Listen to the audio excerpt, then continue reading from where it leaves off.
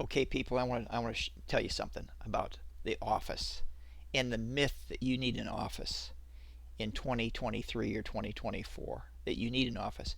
I didn't need an office in 1987, and I don't need an I need an office even less in 2024.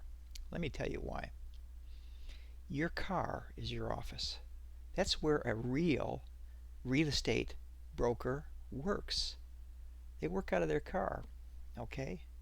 They don't get anything done in a real working agent doesn't sit around in an office. They're out in the field.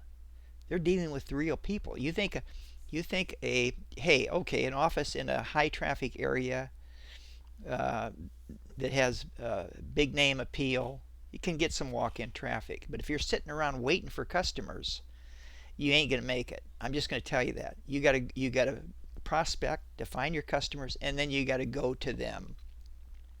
Same thing with buyers. You're gonna meet buyers that have been pre-qualified, and you have the goods on them. That is, you have a pre-qualified statement on your laptop, okay? And you're going to meet them at the property, and you're going to tell them before you walk into this property that your buyers are interested. You say to them, hey, look, Margie and Bill, I don't want you saying anything overly positive about this property while you're inside the house. Now, why do we say that?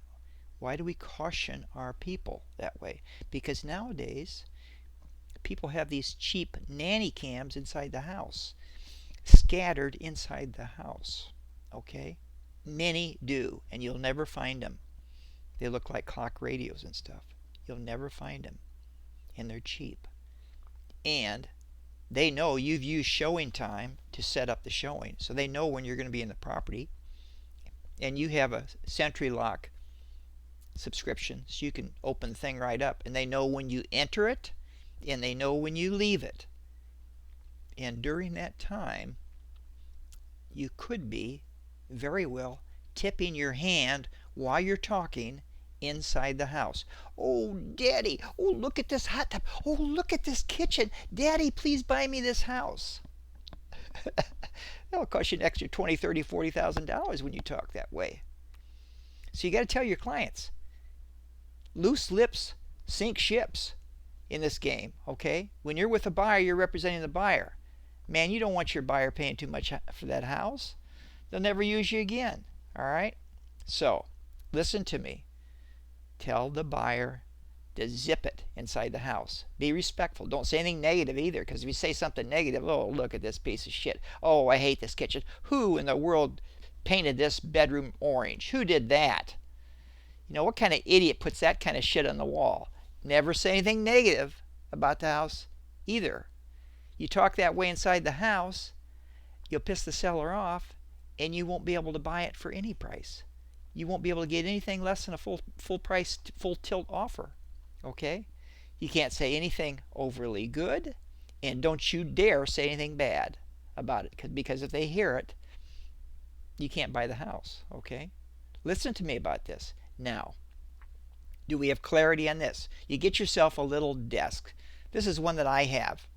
You know, they're cheap. They're 9 to 15 bucks on Amazon or eBay, you know, and they work. And let me show you how to do a deal from your car. You don't need a printer. You don't need to run off to somebody's restaurant. You don't need to sit inside the house and do it. I don't want you doing it in the house. You don't need to go back to the office to do it.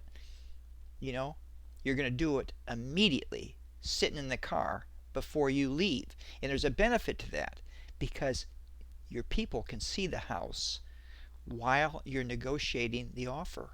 Are you with me? It keeps their hearts pumping. They're excited now. You got to get them on paper now. I'm going to show you how to do it. All right? Stand by.